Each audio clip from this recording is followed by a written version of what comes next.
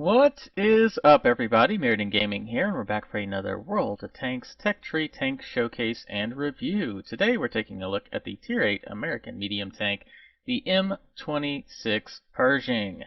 As you can see here, it has a very similar hull shape to the previous tank.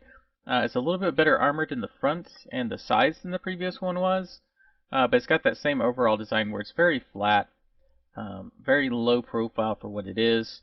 And then we're starting to see the classic kind of Pershing heavier medium tank turret going on it. This is even similar to some of the heavy tanks overall. Let's go ahead and take a look at the armor profile though. Yeah. You're going to get pinned a lot. This 130, 140, it's okay. It's not great. 130 in the turret, you can side scrape a little bit better, but there are little spots like here that people can hit.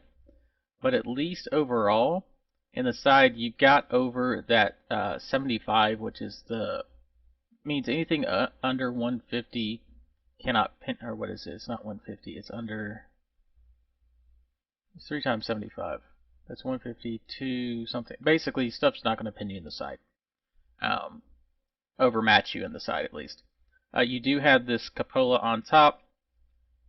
That's going to be a theme in the higher tier American tanks, which is one of the drawbacks. So you definitely want to, if you can, try to side scrape around corners where this half of the tank is covered. And this is even with not the most high damage or the high penetration rounds. If you're facing tier 6s and 7s, you'll be fine, but tier 8s, 9s, and 10s, everything can pin you. Let's go ahead and take a look at the comparison. So the ones I see the most, of course, we have to have the Pershing. I see the Soviet tank, the T-44, quite often on the North American server. We've got a couple of other tech tree tanks, or one other tech tree tank that I see somewhat, just because people are going for the Leopard, which is the Indian Panzer. This one has a really good gun, but of course the armor profile and camo is horrible on the thing. But then it's mostly premiums. The 122 TM is very popular right now because it was in the Christmas boxes. The Brask, of course, is the ever popular tier 8. I swear, if you're in a tier 8 to tier 10 match, you pretty much always see at least one of these per side. The Prosciutto is another one that's very popular as well. You tend to see at least one, maybe not every game, but at least every other game on the North American server. And then the CS52 LIS is another popular one, which is actually my preferred one out of all of these. Although I just got this one, I have not actually played with it, but it looks like it's going to be fairly similar. But yeah, so those are the ones we're going to be comparing it to overall. As you can see, DPM, it's okay. It's not great. It's right in the middle. It's kind of the American theme is they're always right in the middle. Same thing with the penetration, 190. I'd really like to see this up over 200. You know, the 212 to 218, because when I'm playing this one, I do have to run quite a few gold rounds just because I feel like the 212 is not enough to go through those tier 9s and tier 10s for sure. Whereas some of these other ones have a little bit more, like that 122 shouldn't have any problems. The alpha damage, it's okay, but it's not great. The fact that you have a fairly fast reload time helps compared to these other ones. Of course, this is an autoloader, so yeah, you have to take that into account. I really wish that was a little bit more, but you can make it work. You also do technically have the derp gun on this from the tier 5, but that penetration is just not enough to really deal the damage you need to at this tier, especially when you're facing so many premium tanks. Then we get down to the caliber, 90, so that means you can overmatch anything 30 millimeters or below.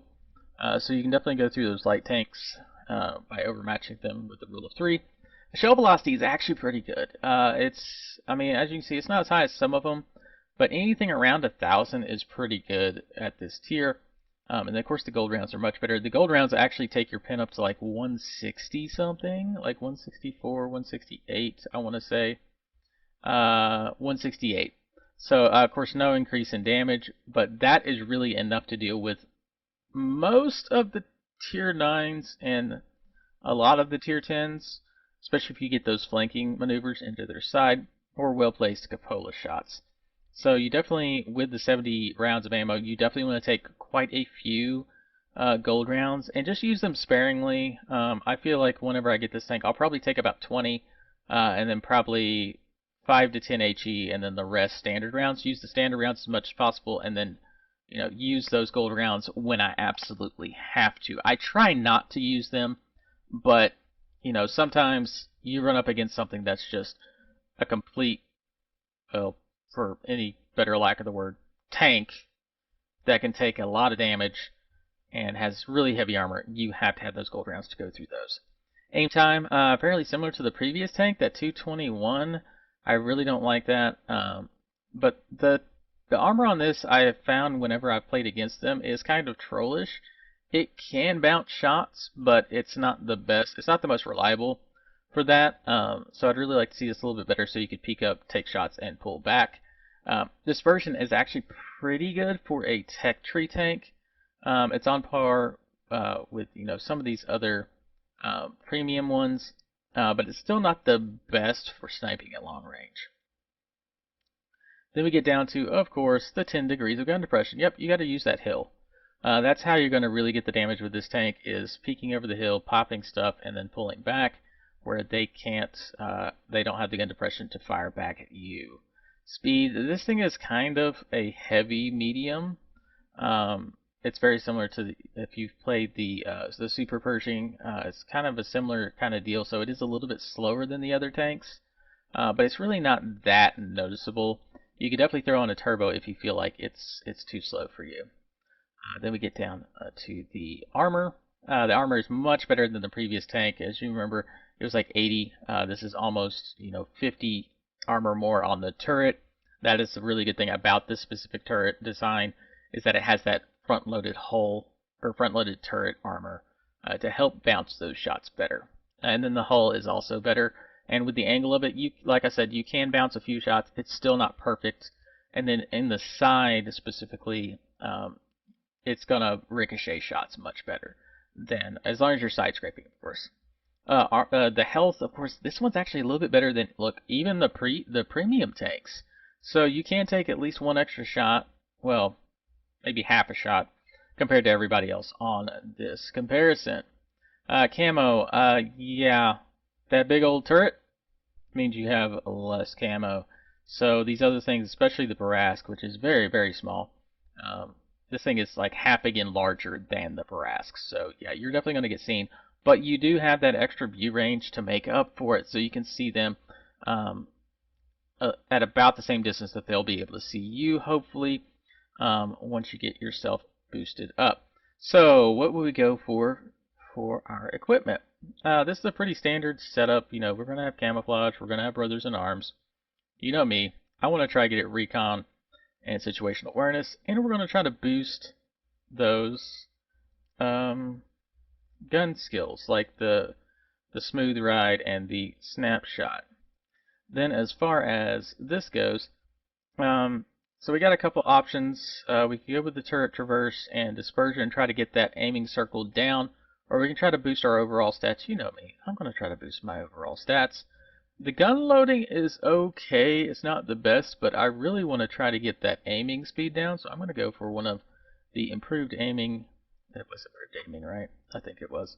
And then probably this dispersion, because we are going to try to peek over those hills and hit those enemies. So what does that give us with the general setup?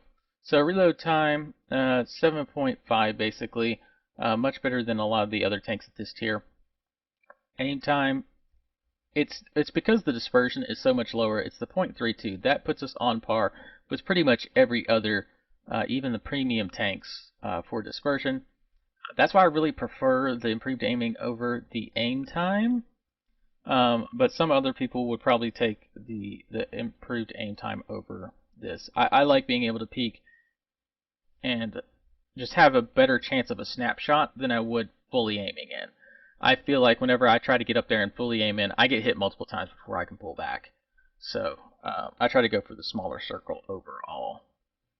And then let's see, what else did that improve? Let's go look at our view range. Yeah, so we definitely have that better view range for sure. That's almost max, so that will definitely help in the later game. Although I highly doubt, because this thing is a little bit more visible, you may not be lasting into the end game all that often. I know I won't whenever I use my Super Pershing, which is for a very similar tank.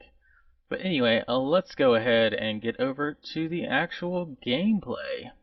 So today we've got Mana going at it in his Pershing today. And we are on Serene Coast, of course. And let's see what we got. We got a 110. I haven't faced that one too many. Oh, look, there's that 122 TM that I was talking about. T103 is pretty popular. There's a CS44. Of course, an E25. I swear every game has an E25 if there's a tier 7 at all. We got a KV2 he's going to have to watch out for. And then pretty much just the standard complement of tanks.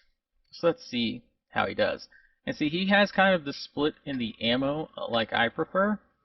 50 normal rounds, 15 to 20 of the gold rounds, and then a few HE with like the artillery. Okay, so interesting play. He's going straight. Oh, it looks like he's going to go take the west flank. That's where you really want to use your gun depression. This is where I tend to go when I'm in a heavy tank. Although it looks like he may not be taking the same position that I normally do. I normally go where that Skoda is headed. He's trying to take the short gap. The thing with taking this is you can get spotted by a light tank, and the TDs over there towards the little town can shoot you here. He was playing on that he could get up there quicker than going around the outside. See, now he has been spotted.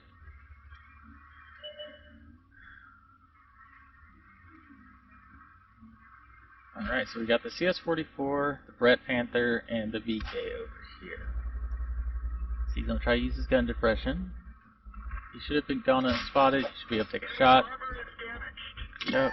Yeah, now he's spotted again. So yeah, you gotta use that gun depression. They managed to get up here quick enough to keep their enemies back. Yep. They're gonna be a large target for those artillery. Thankfully they didn't really do that much damage. They see him now. He's got that good tight dispersion circle, so he should be able to hit these guys. Yeah, there's that Brett Panther trying to hit his cupola. Most likely.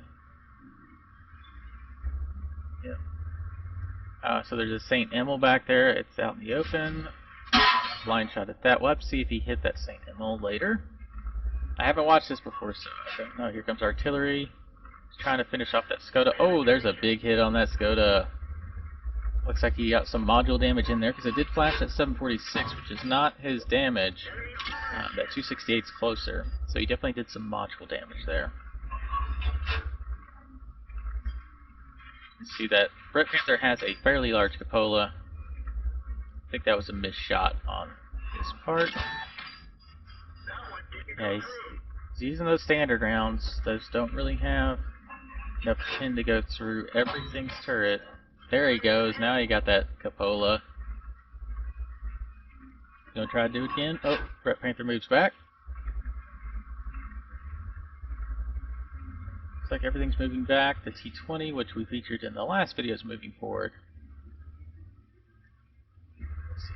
CS44 moving up. Yeah, they're all moving up, trying to take it to the enemy.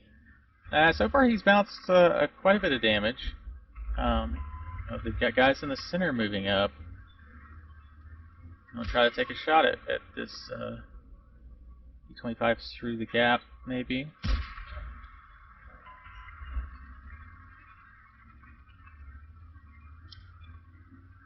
Looks like his team's having to fall back. Those allies bumped into him. Oh, right in the side. Nice shot. Oh, but he overextended, got hit as well. Gotta watch those TDs in the back. This is the real reason I don't like this play. It's because you can have multiple TDs sitting back in the... right through the turret on that CS44. You can have multiple TDs in the back that just wear you out. I could have sworn he hit the tank in front of it, but he managed to sneak that shot in. Yeah, he's just gonna go straight through that St. Emil. That St. Emil is not moving. Oh, low roll on the Red Panther. He could have almost killed that thing if he hit it. He's trying to snap these shots in there. He's gonna try to move around real quick, see if he can get a shot on that. Nope, nope. I'll wait for the Emil to come up, and boom, dead. There we go. That is his first kill for the game so far. Already at 2,600 damage. Doing really well with this tank. He's going to try to finish off the Brett Panther, and it looks like someone else already finished off the CS over there. He sees the Scorpion, tries to take a quick snapshot at it, but misses that shot. Trying to get a shot on the Brett Panther. Oh, his ally misses. He gets up there, and can he finish him? Oh, nice little snapshot, and finishes him off too. Nice. So as you can see, he's got the dispersion down enough to where he can get those little quick snapshots in and hit accurately enough to finish off those retreating tanks. Yet again, he gets hit by the M44.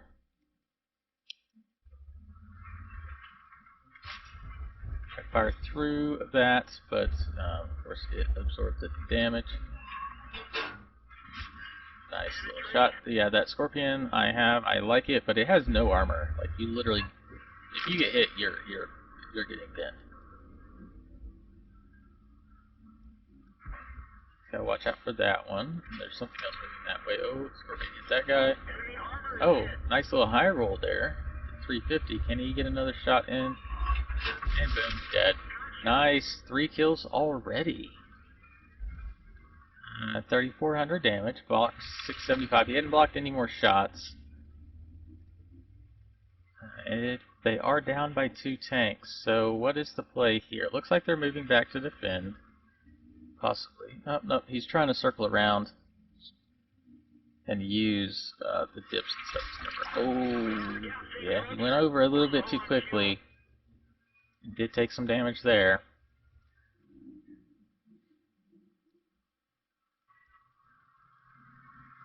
I guess he's waiting for the Skoda to help come spot. Oh, he was waiting for his repair kit to come in place so he could repair his fuel tank, so he's less likely to catch fire. So he's still got the 122 TM, which, you know, has a high alpha.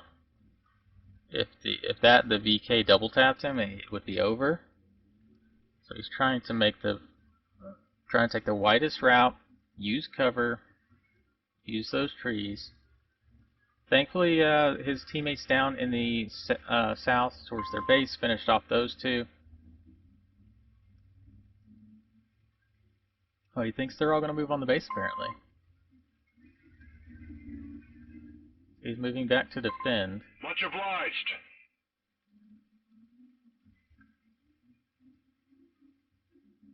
So apparently this Skoda's going to try to stay there.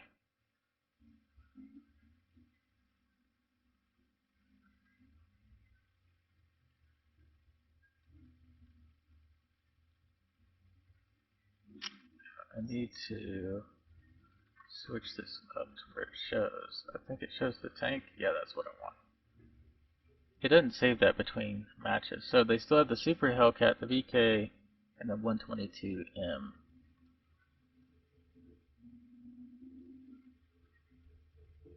Okay, so the Super Hellcat's spotted by that SU. Well, one of the 2 SUs. I'm not sure which one. I'll try to get a sneaky shot in from the middle of the map here.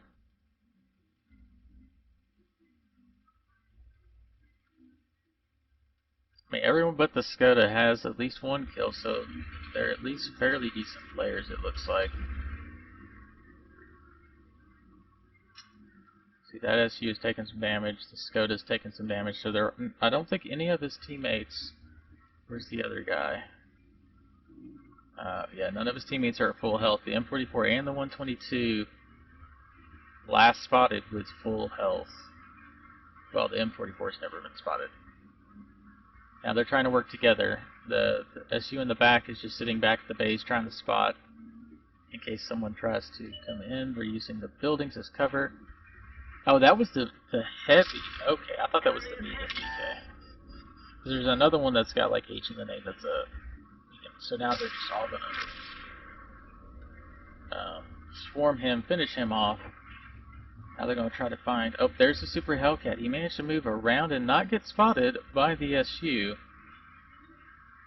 Will the SU be able to finish off Super? He's trying to get in range. Thankfully, the Hellcat is a one-shot for a lot of tanks. You're not going to be able to get through there with that heavy tank sitting there. There's the 122. He is at full health. Oh, there goes his SU. Skoda looks like he's gunning for the artillery, trying to finish him off. Pershing friend is going to sneak around and try to. Ooh, there goes the Skoda. The 122 is still at full health. Oh, he caught him on fire. Now that's some luck right there, but he did have a fire extinguisher. Getting some shots in. Backing up. Notice his SU is trying to deal with a Super Hellcat, but... Oh, there. Now that is a well-timed bounce. M44 is trying to move around the side. Finishes him off. Back up to not get shot by the 122. That Super Hellcat's going to be moving in, though. That Super Hellcat can definitely finish him off in 2 shots. Oh, he got lucky there and got hit. His gun was damaged, but he was able to face hug the dude, see if he can find a spot to pin him. There we go. He's going to use his frontal hull armor and turret armor, wiggling his gun, trying to get the guy to hit his gun. Is he going to reload quick enough? And boom, there we go. Now it's down to just him and the Super Hellcat. He is, of course, definitely a one-shot. 5,500 damage, 5 kills. This is definitely one of his best games, I'm sure. Unless he's like a Unicom, which I did not check to see what his player ranking was beforehand.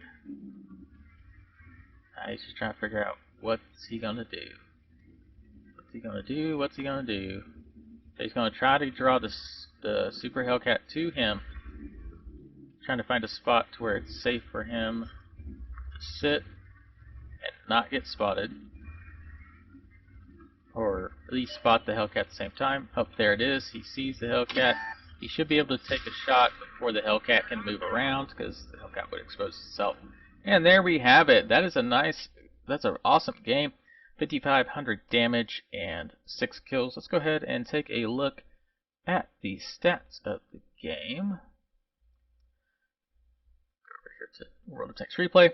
So, oh, that is his first mark on his tank. That is awesome. I always love seeing that. A master tanker in a few random of the minor medals.